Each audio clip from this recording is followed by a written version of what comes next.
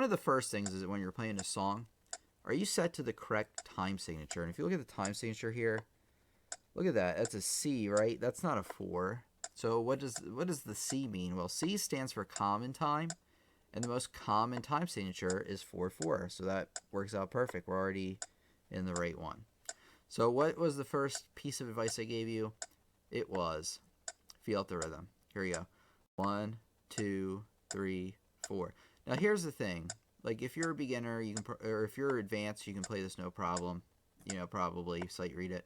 But if you're a beginner, you probably want to play the song a few times first, just so you have a general idea on what the notes are, because the metronome just adds another level of things to think about. So you only do the metronome after you've been working on a piece for a couple of weeks, or maybe a couple of days to a couple of weeks, maybe, depending on how hard it is. So here we go. 1, 2, 3, 4.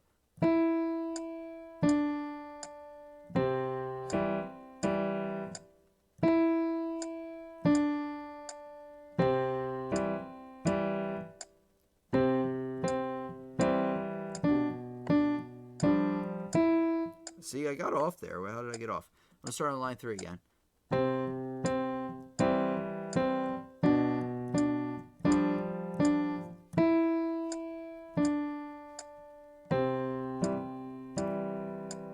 So there you go. I felt out the beat before I started. And then by using the metronome, I discovered that that third line, I was missing a beat there. That's what happened. I forgot to play an extra C. So I went back with the metronome and I made sure that the first beat, that's one thing also you want to make sure, is the first beat of each measure hits on that beat 1. Because if it starts hitting on beat 2, then you missed a beat somewhere.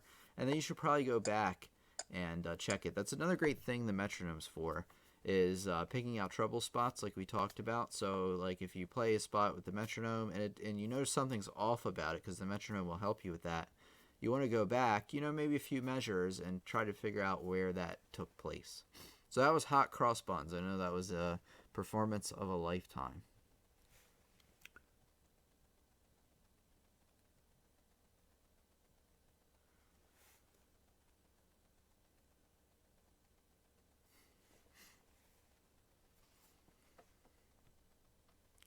Okay, so we are going to play another one. Rich says, how do I jump my hands around like that? That took a long time. See, even sometimes it's difficult for me sometimes to do like octaves. Pretty good though. I mean, that's difficult.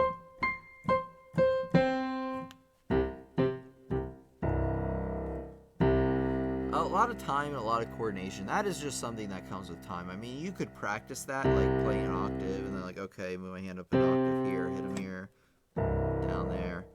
Obviously, like when you first do it, it may be like, oops, like it was for me, or where I'd hit like the wrong one. So even playing it just for a second, I'm already better. But that's because I practiced it so many times before. Can it be done without looking down? I don't know. I bet you it can, because when I do play songs and I'm like thinking, if I have it memorized, sometimes I'll look up, not down. Let's see. The octave's a big jump for not looking down. Let's see. Ooh, I did it. Oh, but I had to look back down. See, that's one of the things. Oh, I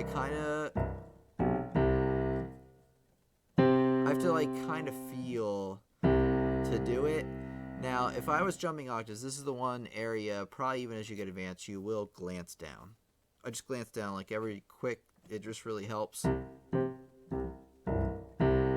I can have my head up some of the time to see the notes, like on the page or whatever. So the answer is like a mix. I can kind of do it without it, but it's a little bit slower. If I glance down real quick, I can nail it first try. Okay, so back to the metronome. We're going to play another song, maybe one slightly more difficult, but like I said, I don't want to be playing anything crazy, because I want to be able to teach the lesson, you know what I mean? And I can do it a lot better. Oops. Here we go. This one's a little bit harder, but it's a good one. I like this one. This is actually part of one of my courses in the Lessons on the Web Academy, in case you're wondering. Okay, I moved the number. Whoops. Okay, good enough. I do have it backwards. Well, let me try that. There we go. All right, so what am I going to do? Well, it says moderato, right? So one of the things is this you can think of this word. I don't know if this is a great analogy because I just thought it up. You can think of the word moderato like it always tells you how fast to go in the beginning, by the way. That's usually where they put it. Or if they want you to change halfway through, they'll put it there as well. You want to like work your way up to that number. Like that's not the minimum number. It's like the speed limit, right? So you can go slower than the speed limit. If you go too slow, people may scream at you. But you don't want to like start at that speed because that'll be too fast. So let's see where moderato is. Here we go. Round 112, right? Oh, what do I have to change about this one? There's something different about this song, this minuet in G. What is different? What do I have to change even before I start? If I don't change it, everything will be messed up. So I'm going to wait for the answer on this one because this is pretty important. If you know the answer and you're watching this in the video, leave it in the comments below.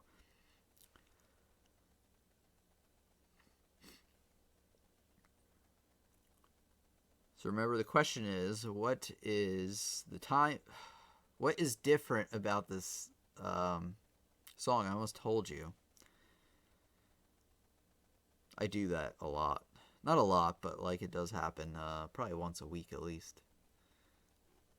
Time signature, yeah, very good, Manny. So hopefully you saw that before I gave the answer away.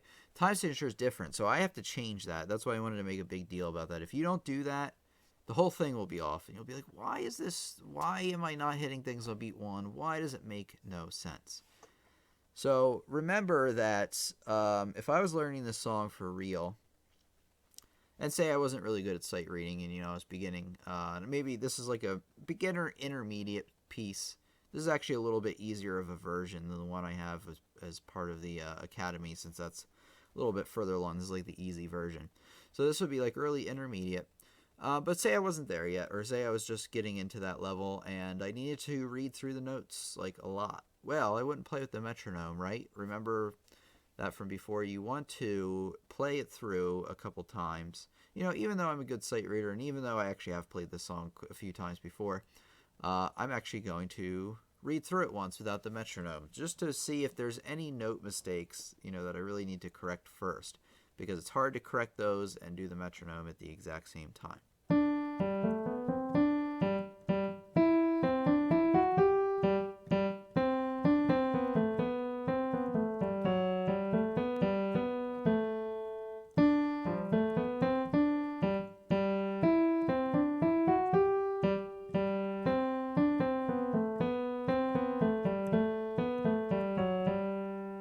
Now it says poco ritardo at the end, retardando at the end, which means to slow down. But when you're playing the metronome, don't do those things because it will be very difficult to play along with the metronome and do that at the same time. So that's something you'll add in after you've been playing with the metronome a bit, because then you can add your own expression into it, which the metronome is a robot.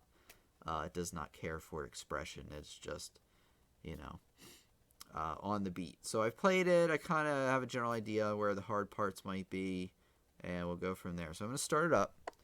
What's the first thing I want to do, right? This is, by the way, the maximum speed you should go, like I said. Should I start right away without thinking? No, obviously. You need to feel the beat, right? And you can do that you can move back and forth. You can bob your head, or, move your hand up and down, play the note maybe on the beat. Then maybe play the eighth notes, right?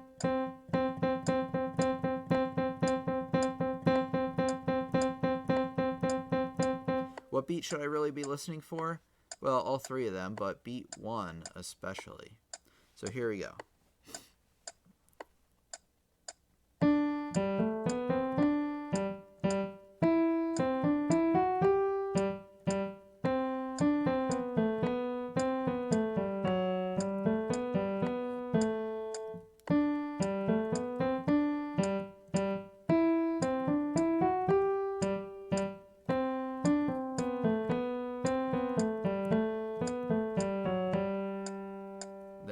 go. Not bad.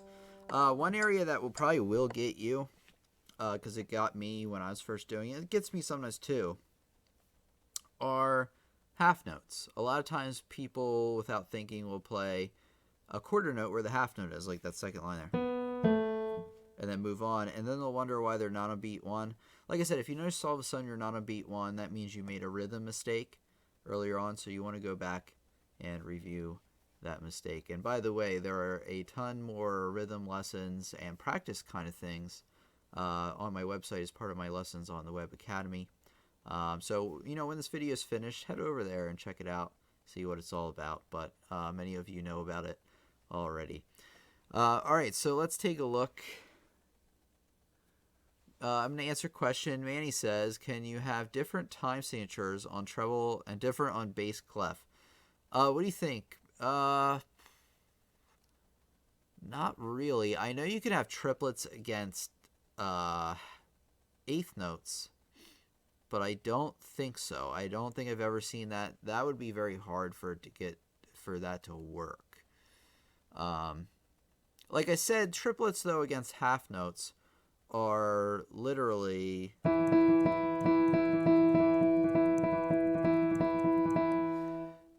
3 versus 2, right? Since you're splitting the beat into 3 beats and then splitting it into 2, so that would be kind of like having 3/4 and 4/4. Not really, actually, because 3/4 would 4/4 at the same time would be 1, 2, 3, 4, where one of them would just play an extra beat. So whereas a triplet, an eighth note, the first ones hit together, and then the second triplet note hits, and then the second eighth note hits, and then the last triplet hits. So it takes a lot of coordination. I still sometimes don't have it quite right, but I asked my teacher, who by the way is like a super awesome piano player, has played in tons of different countries and fairly well known. Dr. Craig, if you want to know, although I did show you something about him before. Yeah, I asked him one time, I was like, how do you play triplets against half or eighth notes? How does that work? And he goes, oh, you just kind of have to get the feel for it. And I was like, what? Like, because he always had such a great explanation for everything. But he was right, because I just kept playing them, and I just kind of like really kept going after it. It's a very big coordination thing to do that. But yeah, the answer is no, Manny. I don't think they have different time signatures, not that I've ever seen, for right hand or left hand. It would be the most confusing thing ever, without a doubt. So does anybody else have any questions about using the metronome? I think maybe I'll do one more song, right? And then I think you get the idea for what we're going for today. That the main points for today is you already know what the metronome does. It keeps the beat. That number tells you how many beats in a minute, not a measure, but in a minute. And then there's a word associated with each number range. That's what we talked about in the first lesson. This lesson we talked about really how to prepare yourself when you start the metronome to start playing. How to feel the beat, play the quarter notes with it, play the eighth notes. Make sure your time signature is set correctly. And when you start playing a song, you want to learn the song's notes first and then practice with the metronome. The notes don't have to be absolutely perfect, but the better those are, the better off you will be for sure. Okay, let's see what else we got. Sanatina by Clementi. I don't think I've played this Sanatina before, but we'll check it out. So it says Allegro. Well, right, we'd have to move the number up because Allegro means fast. And remember, that's the speed you would work up to. So probably what I would do first is play it maybe at Andante, or if you're really beginning, really starting out with the song, do it slower. So you go slower first, and then bump your way up until you get to that goal that they want. So here we go. We're back on 4/4, by the way. Got to change that.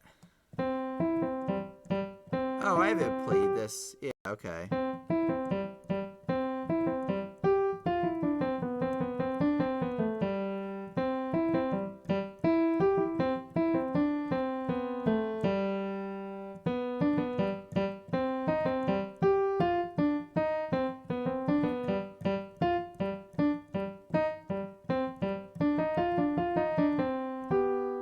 Oh, and it continues, but because we're doing the metronome and I'd have to flip pages, I'm just going to do the first page. So I'm going to do it on Dante. I have the correct amount of beats per measure. We're just going to feel the beat first. 1, 2, 3, 4, 1 and 2 and 3 and 4 and 1, 2, ready, play.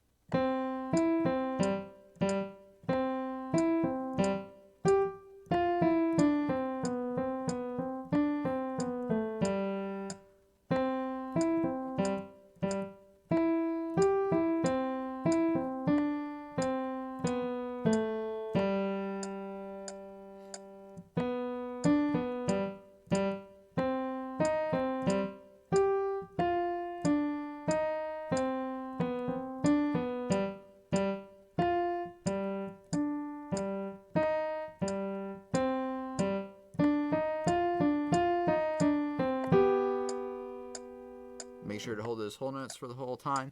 So I'm going to stop it, and then I'm going to move the number up, not down, up to Allegro. So this is what you would work up to. Bump, ba-da, bump, bump, bump, ba-da, bump, ba-da, ba-da. All right, here I'm going to go. I'm going to actually play it.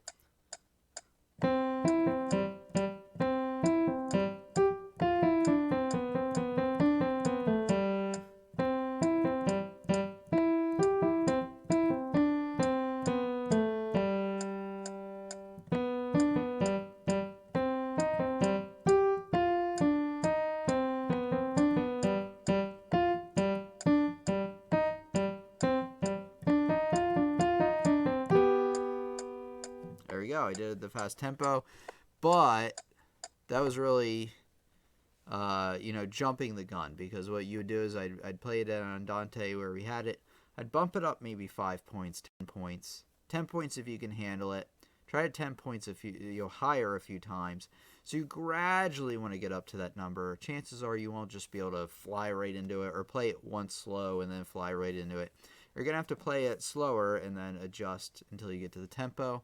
And that'll make your playing a lot better. A lot of people shy away from the metronome, but I've seen, even in myself, but even my students, amazing results from the metronome. So definitely, work with it even more than you're doing so, especially if it's none at all.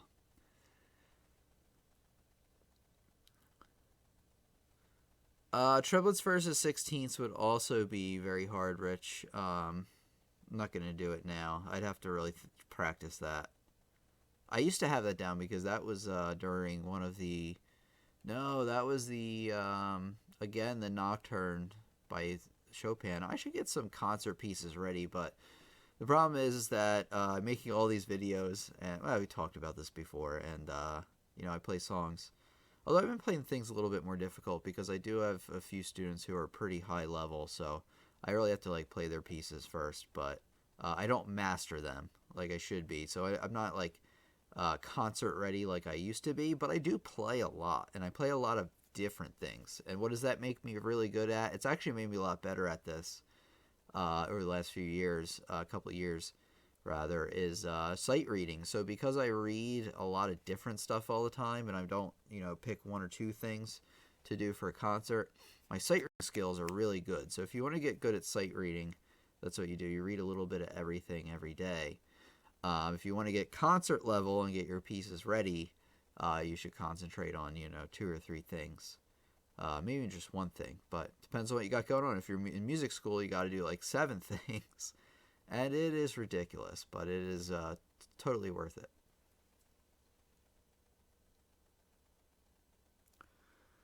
Okay, legatos and staccatos at the same time, Rich says. So actually, one thing I want to do is conclude the rhythm part of the lesson first. So once I chop this up into the video, this will be really the end of it. That way I can answer questions for everybody else. But this has been a rhythm lesson. And go back a few minutes ago to get the whole rundown of what we talked about, because I kind of reviewed it before we were done. But we were basically learning to play with the metronome. I was giving you some additional tips on how to do that, playing along with songs and everything. And preparing yourself to start on the right beat and set the metronome correctly. And we talked about what the numbers mean and everything else. If you don't know that, check back. I made another metronome video a few days ago, and check back on the channel for that. What else? Oh, if you really liked this lesson, feel free to share it with a friend. Like the video if you are watching this video or you are in the stream right now. Feel free to do that. And if you want more, like if you're really looking and thirsty for more stuff, head over to lessonsontheweb.com, where I have a lot of cool services like my Lessons on the Web Academy, full of really in-depth courses for you. So this has been Tim from Lessons on the Web. I'm going to stick around for these live streaming folks, but if you're watching on this video, thanks as always, and I'll see you for the next lesson. Thank you. All right, now on to questions. All right, staccatos and legatos at the same time.